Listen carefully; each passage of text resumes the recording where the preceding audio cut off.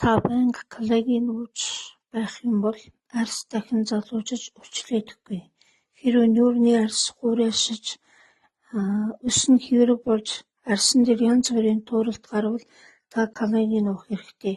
Үе мөч өвдөх, гар ногор олдоггүй, үе мөчний өрөвсөл, артроз энэ бүхэн коллаген дутагдсантай холбоотой. Коллаген гэдэг нь хүний өөрийн биеэс шалгардаг уурэг юм. Энэ нь 25-26 наснаас эхэлж багасж байхгүй болд юм байна. Тийм учраас бид бүхэн гаднаас чанартай коллаген авч уух хэрэгтэй. Хэрвээ хүний нүүр хураашвал А, Б витамин ууж болох уу гэж байна. А, Б витаминыг коллагентай хамт уувал усан зузаач арьс нь илүү сайн болно. Коллагеныг тогтмол ууж байх хэрэгтэй. Өхөртлөө уух хэрэгтэй. Тус төргсний ямар ч ашиг байхгүй.